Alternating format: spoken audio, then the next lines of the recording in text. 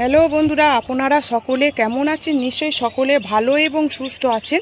বন্ধুরা, আজকে আমি একটা ভিডিও শেয়ার করছি। আশা করি ভিডিওটি আপনাদের অনেকটা উপকারে লাগবে, ভালো লাগবে। বন্ধুরা দেখুন, কালকে প্রবল ঝড় বৃষ্টি হয়েছে সন্ধ্যে থেকে, তার সঙ্গে শিলাবৃষ্টিও। আমার তো সারা রাত ঘুম হয় না যে গাছগুলোর কী অবস্থা। এই রকম ঝড় আর এরকম বৃষ্টি, তার সঙ্গে শিলা বৃষ্টি এইরকম কোনো দিন হয় না। আমার গাছে তো সমস্যা হয়েছিলই। এই গাছটা দেখুন, লঙ্কা গাছগুলো পড়ে গিয়েছে। তার সঙ্গে দেখুন এই যে বড় বড় আম গাছগুলো আমি কোনো রকমে তুললাম, একবারে ক্যারেট সমেত উল্টে পড়েছে। আমার চিন্তা হচ্ছিল যে এই যে বড় বড় আমগুলো আছে, এই গাছ যদি ঝড়ের টানে যদি এটা পড়ে যায়, তাই পড়েও গেছে, কিন্তু আমের বন্ধুরা কিচ্ছু ক্ষতি হয় না। এটা যদি নেট যদি না দেয়া থাকতো, তাহলে পাথরের ইয়েতে সব কেটে যেত।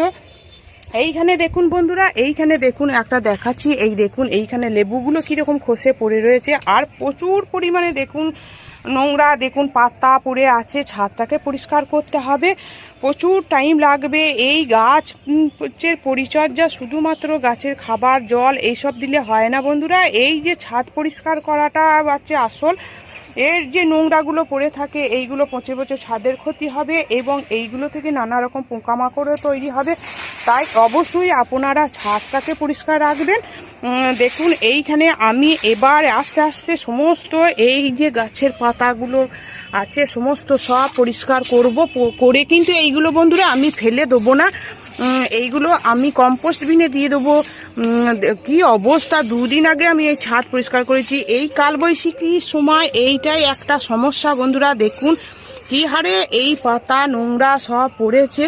কোথাকার পাতা, কোথায় নোংরা, শুধুমাত্র আমার বাগানের যে পাতা তা তো নয়, প্রচুর গাছ আছে সাইডে, সেই গাছের পাতা উড়ে এসে পড়েছে, বড় বড় গাছের পাতা। দেখুন এইগুলো নিয়ে আমি একটা কম্পোস্ট বিনে দিয়ে দেবো। অবশ্যই আপনারা এইগুলো ফেলবেন না।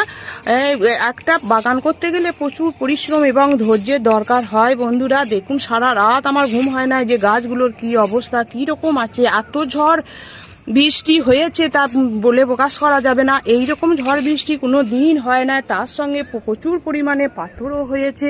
দেখুন কোন ভেতরে ভেতরে ঢুকে গেছে ক্যারেটে, বুঝতে পারছেন। এইগুলো যদি থাকে তাহলে এগুলো তো পচে পচে এইগুলো ছাদটাও নষ্ট হবে।